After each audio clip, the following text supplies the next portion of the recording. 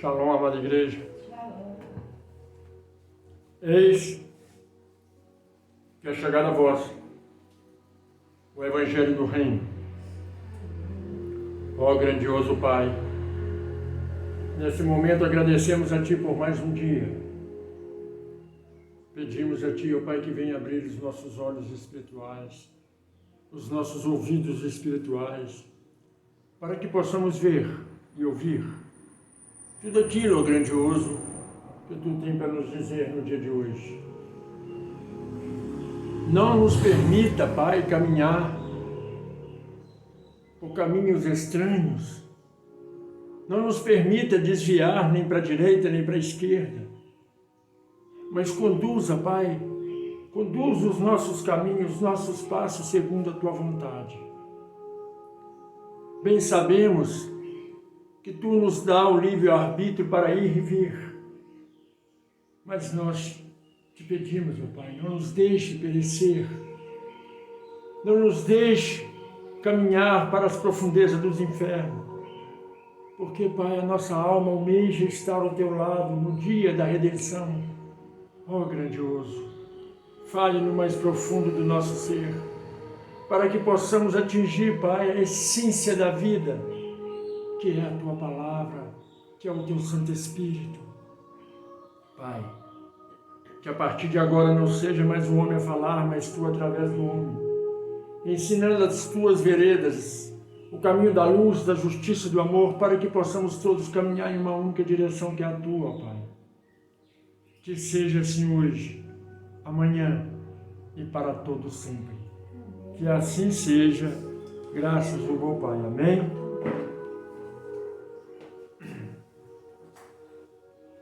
Abra sua Bíblia em 2 Pedro, capítulo 2.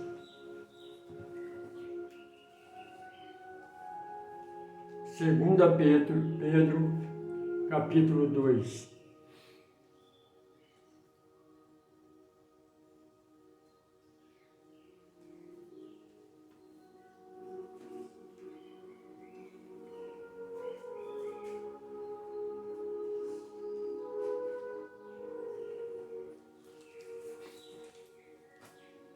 Você que está do outro lado, nos assistindo nesse momento, pegue sua Bíblia, venha seguir, acompanhar o estudo de hoje, para que ninguém vos engane.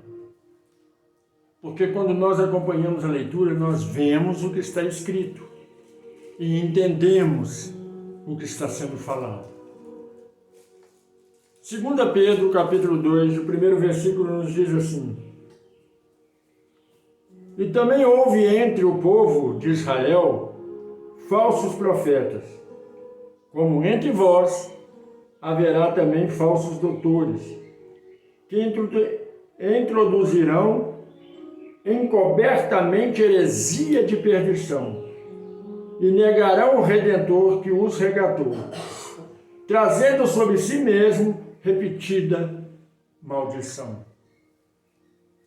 Aqui a palavra nos fala que, desde o começo do mundo, existia falsos pastores, falsos profetas.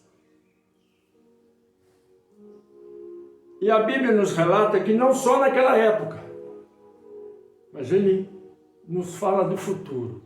Entre vós haverá esses enganadores, que colocarão heresias dentro do contexto bíblico para fazer você errar o caminho, para fazer você caminhar segundo a vontade deles. Porque, como você leu, eles já não têm mais salvação. Porque repetidamente, a todo santo dia, eles jogam maldição nas suas próprias vidas. Esses incautos que se dizem conhecedores da palavra não levam a sério o que pregam.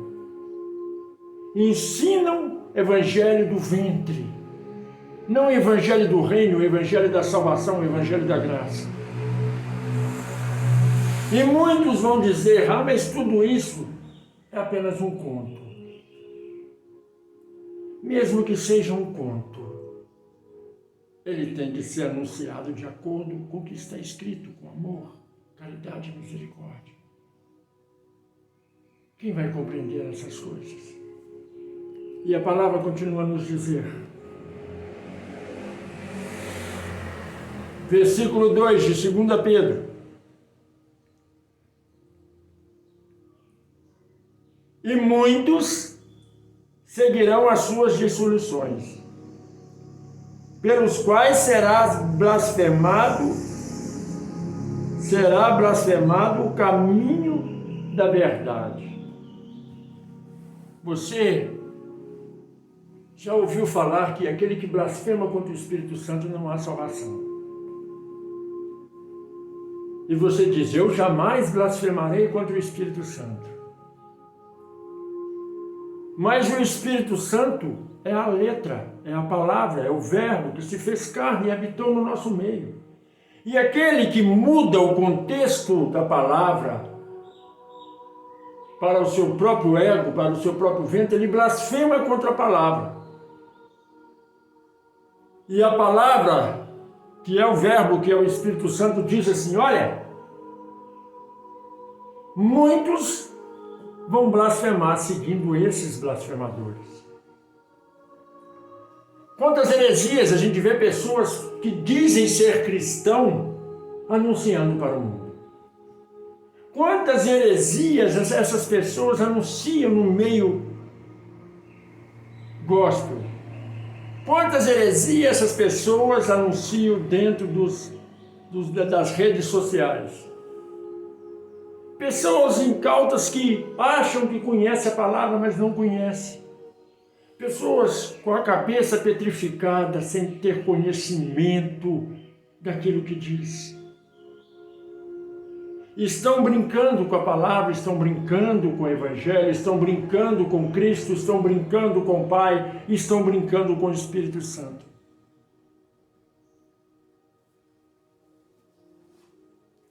E a palavra continua a nos dizer, em 2 Pedro, capítulo 2, versículo 3, e por avareza farão de vós negócio com palavras fingidas, sobre os quais já de largo tempo não será tardia a sentença, e a sua perdição não dormita.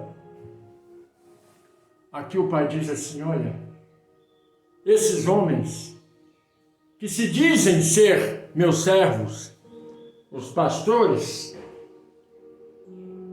eles pregam por ganância. Não sou eu quem falo, está escrito. A cobiça, a avareza é tanta que eles mudaram o evangelho do reino, que é o evangelho da graça, para o evangelho da prosperidade. A própria palavra em 2 Pedro, capítulo 2, versículo 3 diz, eles usam palavras fingidas para lhe roubar e fazem de vós, as ovelhas, os membros, de negócio. Está faltando conhecimento nas pessoas de compreender o que é servir ao Criador. Está faltando conhecimento nas pessoas de entender a palavra do Evangelho da Graça, que é o Evangelho da Salvação. Está faltando entendimento no coração das pessoas de compreender a verdade. E o Pai diz, esses que praticam tais coisas, que roubam as minhas ovelhas, a sentença deles não está adormecida. Muito pelo contrário. Se aproxima o dia do meu furor sobre a vida deles.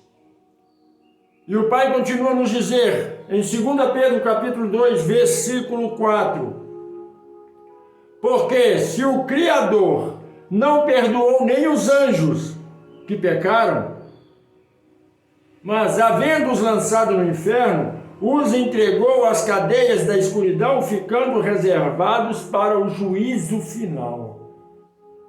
Aqui a palavra nos diz, se o Pai não perdoou nem os anjos que estavam no céu, vai perdoar pastor ladrão? Vai perdoar pastor que inventa propósito e diz que vem da boca de Deus? Vai perdoar esses profetas que dizem, eu estou falando porque Deus me disse, porque está escrito, ai daquele que disse algo que eu não falei. O povo está brincando com a palavra. Está exaltando a si próprio. E a falta de conhecimento, a falta de discernimento está levando multidões ao fogo do inferno. E a palavra em 2 Pedro, capítulo 2, versículo 5, nos diz assim: e não perdoou ao mundo antigo, mas guardou a Noé, pregoeiro da justiça, com mais 7 pessoas, ao trazer o dilúvio sobre o mundo dos ímpios. Aqui, a palavra nos fala assim: o Pai separa aquele que ele quer ser salvo. O Pai conhece o interior de cada alma. O Pai entra lá no âmago de cada ser. E aquele que tem um âmago podre, e são muitos, ele os guarda para o dia do juízo final. Mas aquele que é dele, ele prepara para o dia da vitória, para o dia da graça.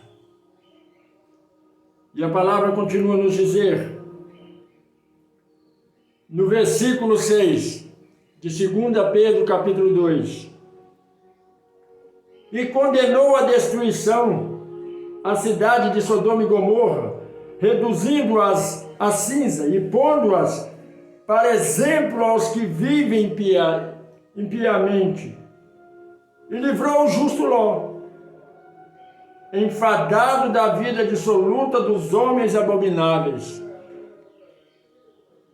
Porque esse justo, habitando entre eles, afligia todos os dias a sua alma justa, vendo e ouvindo sobre as suas obras injustas. O Pai diz assim: aquele que vive no mundo está sujeito às podridões, às imundícies, às intempéries da vida. Mas se ele não se contamina, esse justo será salvo.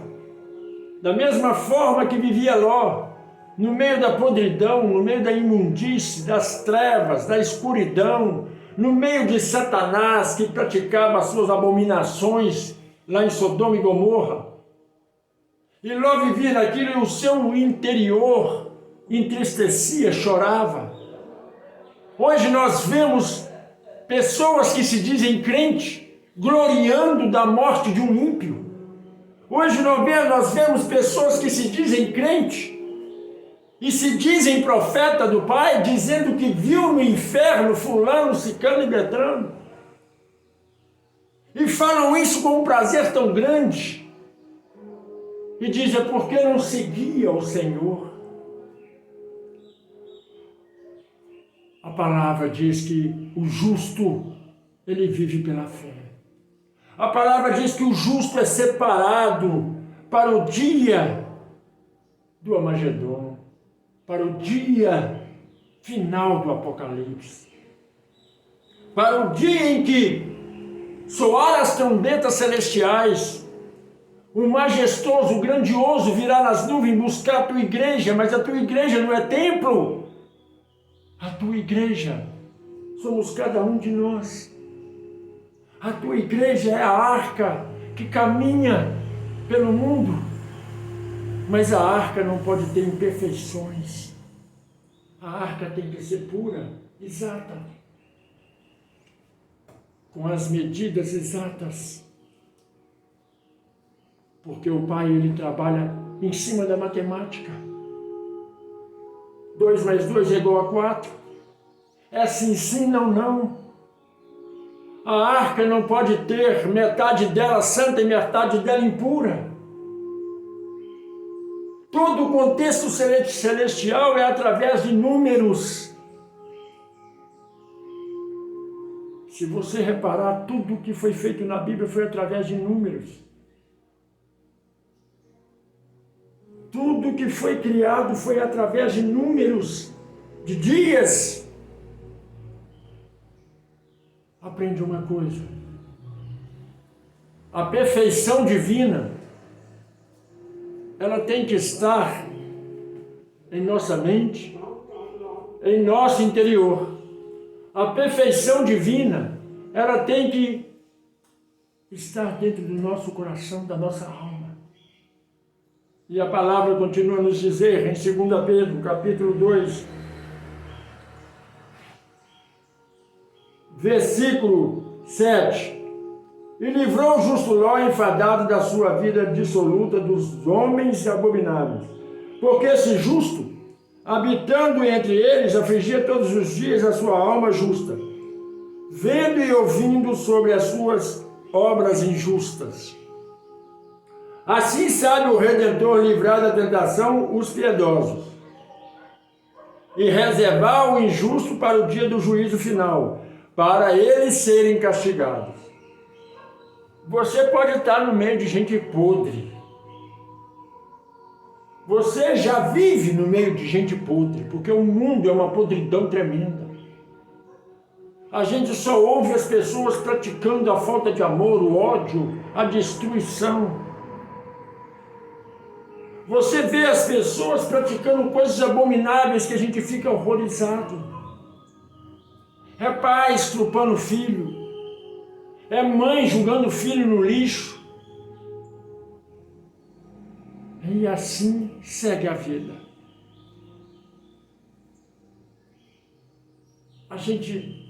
Nós não devemos nos alegrar com tais coisas. Devemos entristecer o nosso coração e pedir para essas pessoas que praticam coisas abomináveis que o Pai venha perdoá-las, porque elas não sabem o que fazem.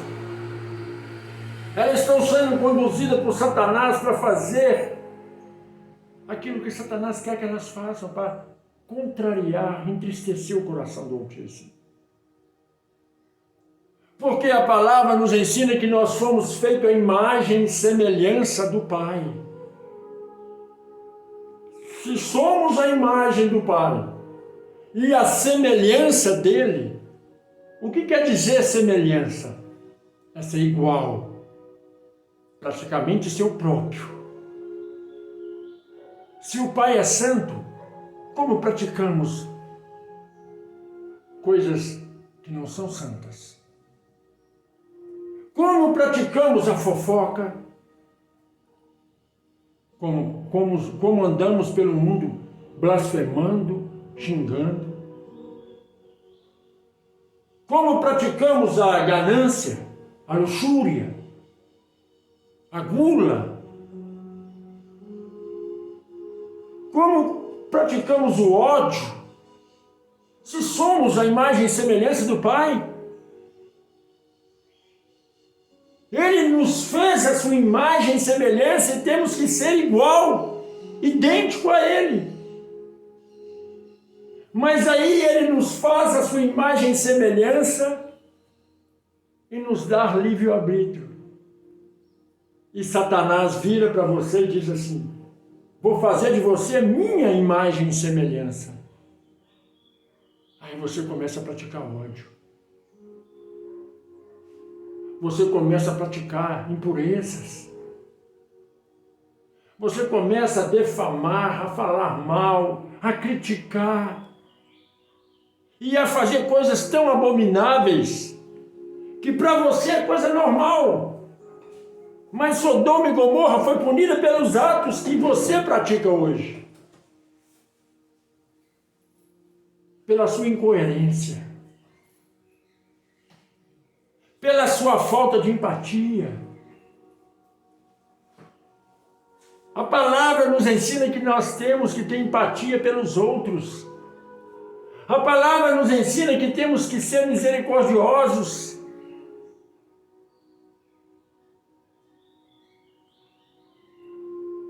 Mas o ser humano, ele quer pôr em prática as obras infrutíferas que Satanás tem semeado no coração delas. 2 Pedro, capítulo 2,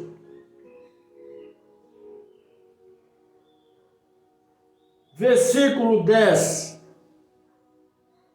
Mas, principalmente aqueles que segundo a carne andam em concupiscências de imundície e desprezam as autoridades, atrevidos, obstinados, não receando, blasfemando das dignidades.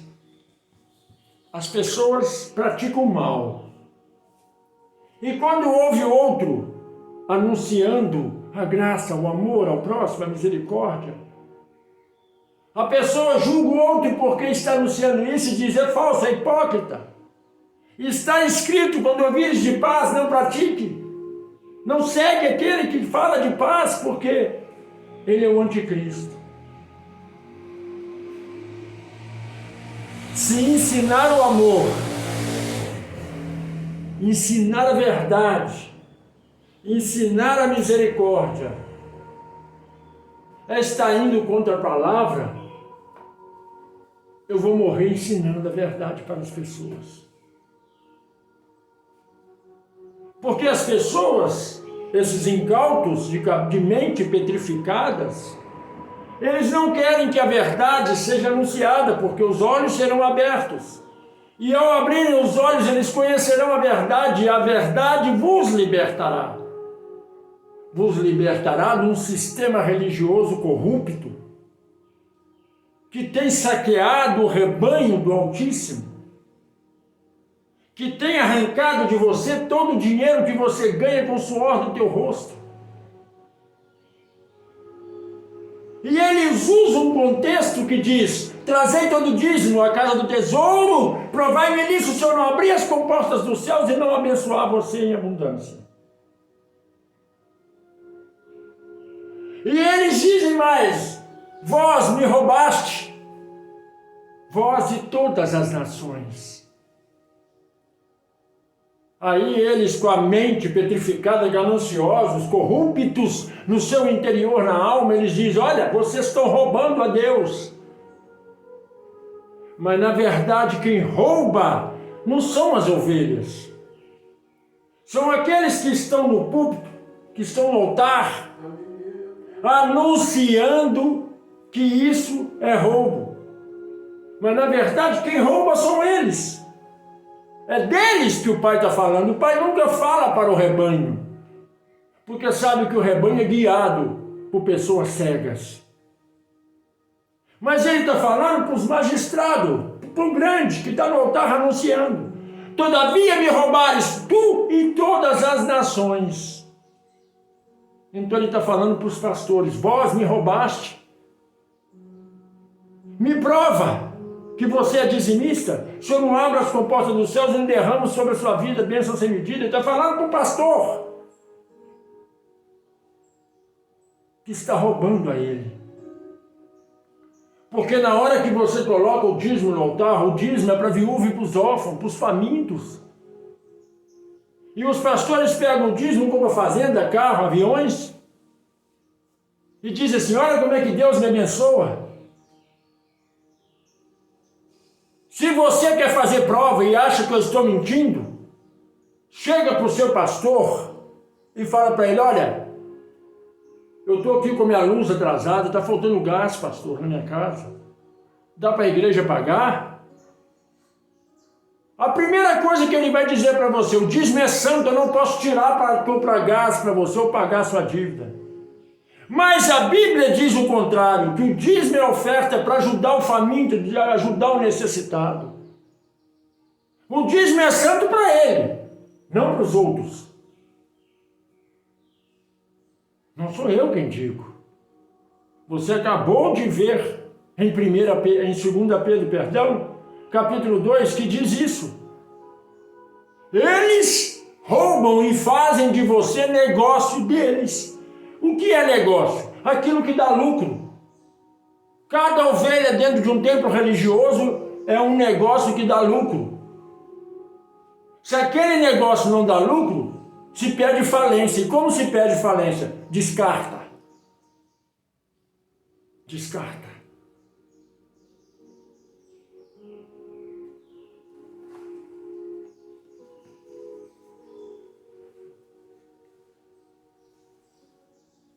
Versículo 11, de 2 Pedro, capítulo 2. Enquanto aos anjos, sendo maiores em força e poder, não pronunciam contra eles juízo blasfemo diante do Redentor. Aqui o pai diz assim, os pastores, eles falam daqueles que estão lá fora, que estão perdidos, que vão para o inferno porque não coloca dízimo no altar, porque não está dentro de um templo religioso. Mas o pai ele diz assim, aqui na glória no céu, os meus anjos vendo eles fazendo coisa errada, sendo eles justos e santos, eles não apontam os defeitos deles. Aí você diz, mas o Senhor não está apontando? O Senhor está querendo ser mais que os anjos. Não, eu estou falando que está aqui no contexto da Bíblia. Que o Pai diz que eles estão roubando e fazendo de vós negócio próprio. Negócio lucrativo. É só um exemplo que eu vou te dar agora. O Pai me chama para ser pastor da obra do ministério dele, para cuidar da seara dele. Ele me chamou, me escolheu, me ungiu, me capacitou. Aí o que eu faço? Eu abro uma denominação em vários lugares no mundo e coloco pessoas que não são capacitadas para poder trabalhar para mim. Porque o Pai me chamou a mim, não aquele que eu consagrei a ser pastor. Eu não fui consagrado pelo homem, primeiro eu fui consagrado pelo Pai, e depois pelo homem. Tanto é que a minha cabeça, o meu coração, o meu ser é diferente de todos os demais. Porque eu não corro atrás de dinheiro, eu não invento propósito para poder falar que vou te abençoar. Se você acredita em mim ou não, isso é problema seu, porque a fé é que traz à existência aquilo que não existe. Mas quando tu me ouves, você recebe. E recebe. E a sua gratidão para com o Pai que lhe abençoou, não fui eu, é que tem que ser grande. Uma senhora não estava nesse ministério. Uma obreira mostrou para ela um culto. Ela lá falou para a obreira, pede dinheiro para orar para o meu filho que é drogado. Eu orei, eu clamei e falei para o pai, eu não sei o que está acontecendo com o jovem, mas opera maravilha na vida dele. Depois de 7 dias,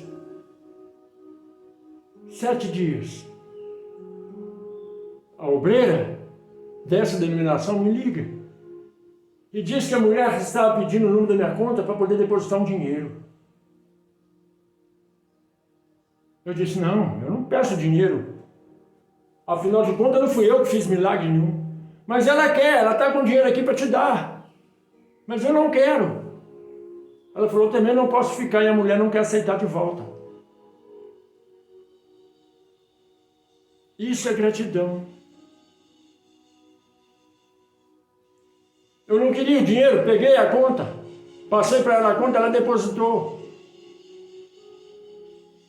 Passou 2 dias, bateram alguém na minha porta, pedindo ajuda.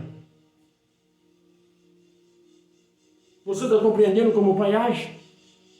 Você está compreendendo como o Pai atribui os milagres dele? Agora, os pastores estão fazendo o Pai como mercenário. Você opera, dando dinheiro para o tempo para você ser abençoado. Mas o Pai não abençoa porque você é dizimista e ofertante. O Pai abençoa você se você tem o coração aberto para ouvir e obedecer. Não é pagando que você recebe milagre. Não é metendo o joelho no chão e orando 24 horas, clamando que o Pai vai te abençoar, não. Porque muitos têm o joelho até calejado, mas por dentro é um sepulcro clareado. Muitos andam de terno e gravata, com saiote até os pés, se mostrando santo para o mundo, mas por dentro é podre, fede as entranhas. Porque o Pai, Ele não te olha por fora. Ele te olha por dentro, na alma. Ele te olha no âmago. Ele te olha lá na profundeza, lá no seu subconsciente, o que está guardado lá no seu arquivo mental. O Pai olha para você e vê lá no seu arquivo, puxa todo o seu arquivo e vê, olha a história da vida dessa pessoa. Olha o que ela passou desde do ventre da mãe, desde o seu nascimento até o dia de hoje. E o que ela fez com tudo que ela sofreu. Você tem que aprender que as coisas não são como você acha que é. Você tem que aprender que as coisas não são como você almeja que seja. Um membro estava nessa igreja, minha mãe adoeceu. E esse mesmo membro que estava nessa igreja viu a minha mãe morrer. E esse mesmo membro chegou até mim e disse, olha, o senhor não impõe a mão nas pessoas e as pessoas não são curadas? Eu estava com problema, o senhor resolveu. Eu queria um carro, e o senhor orou e eu recebi o carro. Por que o senhor não orou para sua mãe e curou ela para ela ficar viva? As pessoas não entendem que eu, instrumento na mão do Pai, eu só faço o que o Pai deseja que seja feito. Eu não orei para minha mãe? Orei. Mas o Pai quis levar. Da mesma forma que o Pai me deixa vivo, mas se o Pai quiser me levar, Ele vai continuar sendo meu Pai, meu amado, o meu Criador. Jamais um barro pode dar ordem para o olheiro. Jamais a criatura pode impor sobre o Criador. E a palavra continua a nos dizer,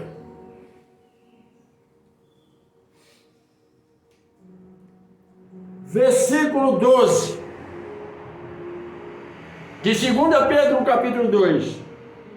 Mas esses pastores, esses obreiros, diáconos, diaconisas, bispos, são como animais irracionais, que seguem a natureza feito para serem presos e mortos, blasfemando do que não entendem,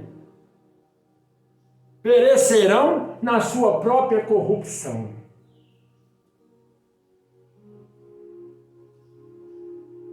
Sou eu que falo? Sou eu que julgo os pastores? Porque também sou um pastor. E o mundo pode me julgar. Mas é a palavra. Eu leio o que está na palavra. Por que você não vê isso aqui em outras denominações? Porque eles escolhem versículos que atraem ele e atraem a igreja.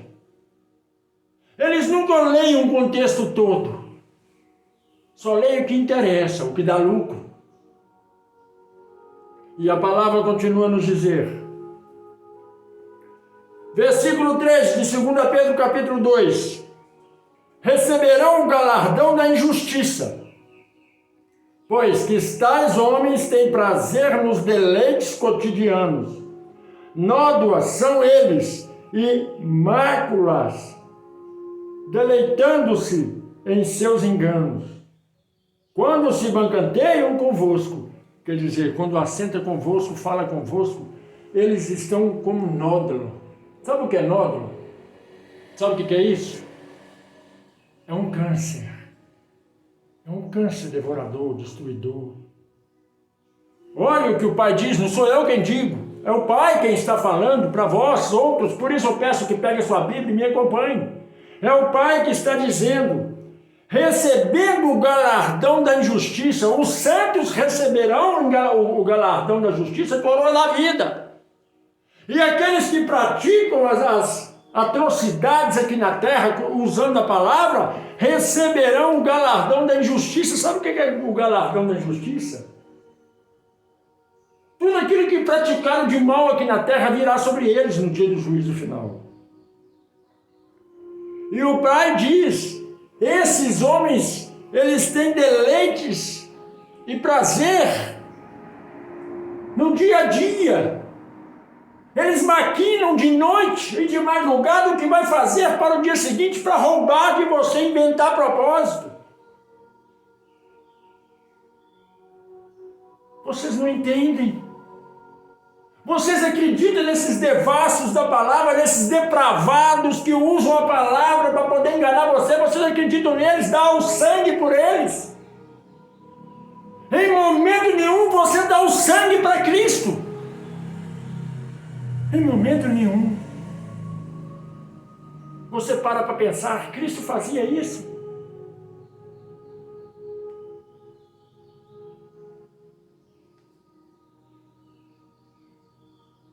Versículo 14 de 2 Pedro capítulo 2.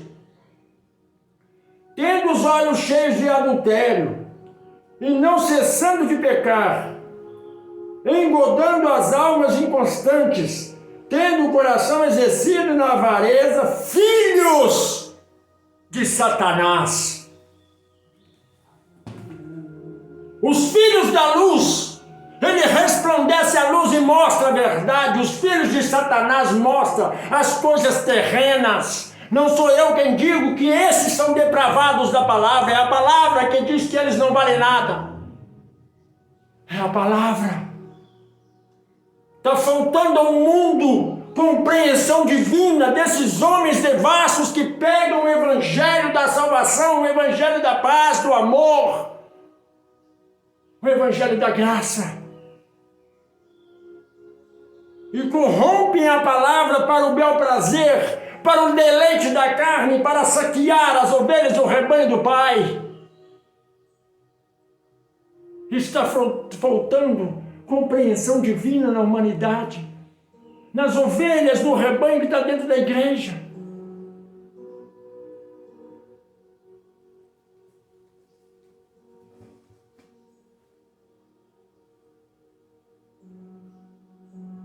Cristo, quando caminhava aqui, ele escolheu no mundo 12 homens, representando as 12 tribos de Israel. 12 tribos. Mas Cristo, desses 12, ele escolheu 3. Pedro, Tiago e João, que são os que mais andavam com ele. Quando ele subiu no monte, ele subiu com todos, mas quando ele foi mais acima, ele levou Pedro, Tiago e João. Pedro o negou 3 vezes.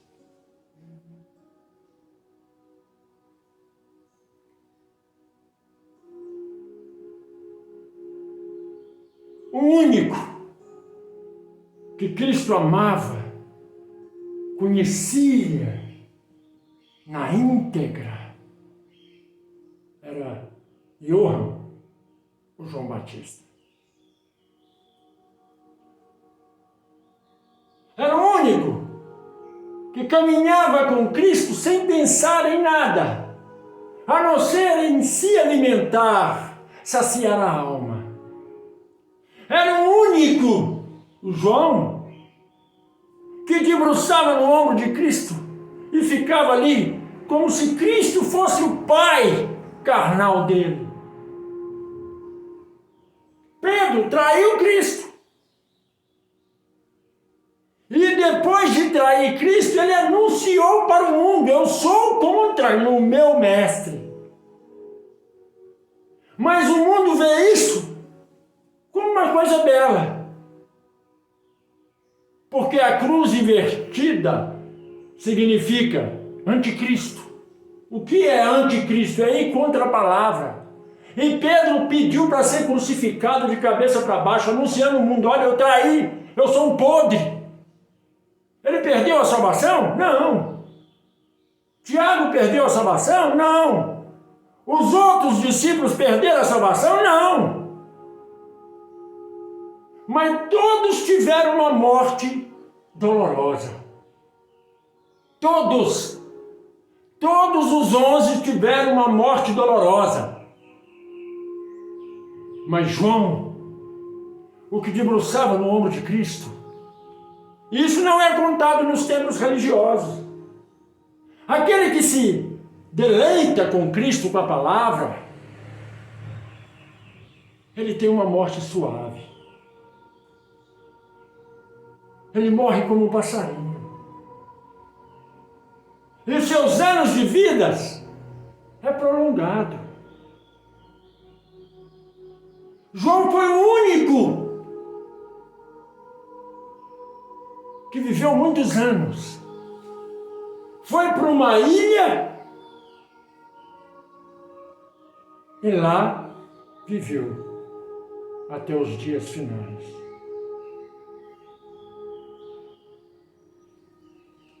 João foi o único que morreu de velhice.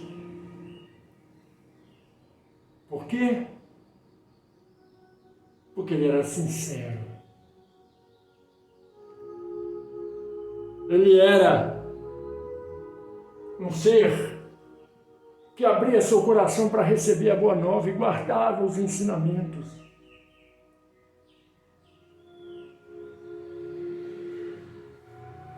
Pedro, Tiago e João representam 3 igrejas. A igreja que segue Cristo, mas nega Ele nas suas ações, nega Ele fazendo o contrário do que Ele manda fazer. Pedro. Tiago é a igreja que prega a palavra, faz praticamente quase tudo certinho, recebe o dízimo e a oferta e trabalha segundo a tua vontade, não a vontade do mestre. João é a igreja verdadeira, porque dizem que a igreja verdadeira é Pedro. Não é isso que falam? Que Pedro é o que iniciou todas as crenças no mundo? Mas a igreja de Pedro é a igreja traíra, a igreja que negou ele. Mas a igreja de João é a igreja pura, santa. É a igreja que não cobiça, só quer ensinar, só quer levar amor, misericórdia. Mas essa igreja para Pedro e Tiago não tem importância, porque é pequena e pobre, não tem unção. A igreja que não prega a doutrina da prosperidade, não prega a doutrina da cura, não é a igreja santa. João pregava a redenção. João pregava o reino dos céus. E quem cria era curado, obtinha o melhor, era saciado da fome da alma. Mas ninguém quer ser alimentado na alma, quer ser alimentado na carne. Todo mundo é soberbo, todo mundo quer andar com carro, roupas caras, andar bem vestido, para dizer que é filho de Deus. Mas a própria Bíblia diz: Satanás andava sobre pedras brilhantes, o seu trono era coberto de safiras, diamantes. trono de Cristo? Qual era o trono de Cristo? Um coxo, onde se colocava resto de comida para os animais comer.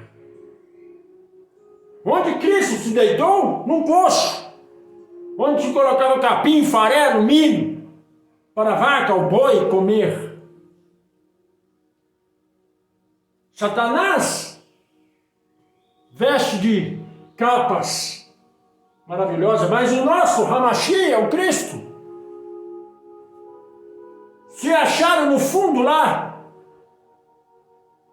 do curral, do estábulo, uns míseros panos rasgados, podres, envelhecidos com o tempo, sujo, imundo, e cobriram ele para não sentir frio. Os animais, conhecendo e sabendo quem era aquele que ali estava, se aproximaram e bocejavam em cima de Cristo para o calor do bocejo aquecer ele nas noites frias. Porque para aqueles incautos que não conhecem o que é lá em Israel, as noites em Israel são geladas e os dias são quentes demais.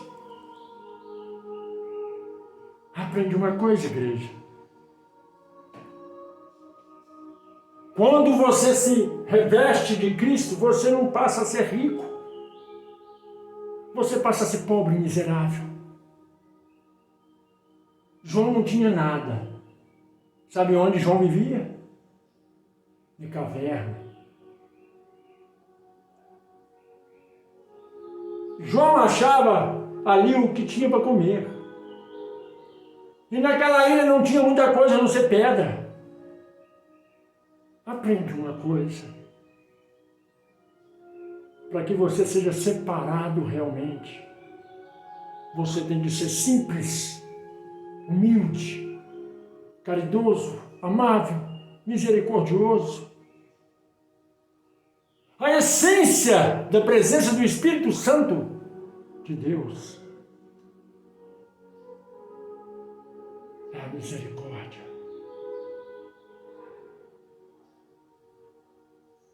E não existe isso dentro dos templos religiosos. Se um membro está saindo da igreja, fala que não vai ficar ali mais, o pastor rapidamente dá ele um cargo. Aí ele passa a ser levita para segurar, passa a ser obreiro, passa a ser evangelista, para segurar aquele membro. O pastor deu um chamado para ele, mas não foi Deus. Por isso esses incrédulos que se dizem pastor, que se dizem obreiros, mostram um pai completamente corrupto. Mostram um pai completamente insano. Mas esse pai, o próprio Cristo disse, quando aquele homem chegou perto dele e disse, bom mestre, ele disse, eu não tenho nada de bom. Bom é meu Pai, que habita no céu. Porque o Pai, Ele é rico em misericórdia. Quando Ele olha para você, Ele olha através do Espírito Santo. Ele não olha mais como Pai, Ele olha através do Espírito Santo. E o Espírito Santo que está dentro de vós, que habita lá dentro, ele sobe correndo ao Pai com gemidos inexprimíveis e fala, olha, ele não está aguentando mais essa vida que a gente está levando. Dê um jeito, dê uma solução para esse problema. E o Pai não ouve você, ele ouve o Espírito Santo, porque o Espírito Santo estava ali e sentiu a sua energia. Não adianta você ajoelhar no chão, orar e pedir e achar que Deus vai te ouvir e vai te abençoar, não. Porque quem vai levar a sua oração é o Espírito Santo. E quando você ajoelha no chão, caleja o joelho e ora, o Espírito Santo sobe e fala, ele está fingindo. Ele está fingindo. Você entendeu? Se o Espírito Santo não interceder por você, não adianta você orar, fazer campanha para um monte que você não vai ser abençoado. Porque está escrito, é o Espírito Santo que sobe com gemidos inexprimíveis, o Espírito chega até o Pai chorando, clamando por misericórdia, expressando aquilo que você sente para o Pai sentir. E aí Ele te abençoa. Mas quando o Espírito Santo, você ajoelha, caleja, eu ouço muito crente falar, meu joelho é calejado de orar, eu sou uma mulher de oração, sou um homem de oração. Mas quando o Espírito Santo você ora, ele sobe para Deus e diz, ele está fedendo. As entranhas dele estão podres, cheio de bicho, cheio de peçonhas. Não houve oração desse ser. Essa é a diferença de ser Pedro e ser João. De ser Mateus e ser João. De ser Lucas e ser João. Porque todos morreram de mortes extremamente cruel. Mas João, ele morreu como um pássaro. Porque Deus reservou ele, preservou ele. Naquele tempo, os reis estavam à procura de João para matá-lo, decapitá-lo. Mas o pai disse, vem cá, meu filho. Enquanto tiveres aqui me obedecer, você está salvo. Por isso há o salmo. Mesmo que eu caminhe pelo vale da sombra da morte, não temerei mal algum, porque tu, Pai, é o meu estandarte, a minha vitória. 1000 cairão à minha direita, 10.000 à minha esquerda, mas mal nenhum me afetará, porque você é João. Você é um separado. Aprende uma coisa. Todo cristão tem que ter o Espírito de Cristo. Dos 12, só João tinha. Imagine de 12 pessoas tirar 1%. De toda a população do mundo, o Pai tira 1%. Você sabe que é 1% disso tudo que está aí. Eu espero estar no meio desse 1%. Porque 1% é muito pouco. Compreende isso? Está escrito, nem todos que dizem Senhor, Senhor, herdarão o reino da glória. Porque não faz parte desse 1%. Não basta dizer eu sou crente, bater no peito e dizer eu amo a Deus. Você tem que ter a imagem e semelhança dele e a imagem e semelhança do Filho. Aprende uma coisa. Quer ir para o céu? Mude a tua atitude, o teu pensamento. Mude esse ego que você colocou dentro de você de achar que você é melhor do que os outros. O preto, o branco, o rico, o pobre, vai tudo para o mesmo buraco. Vai apodrecer do mesmo jeito. Vai dar bicho, vai feder. E se deixar sobre a terra, o urubu vem e come. Não há diferença de classe social ou de cor.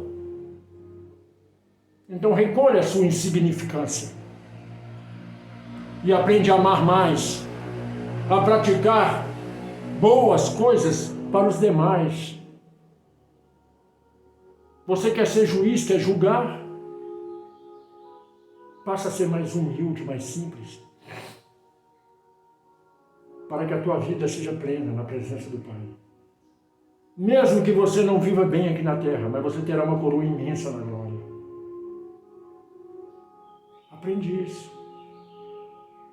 Porque está escrito, o justo, ele vive pela fé.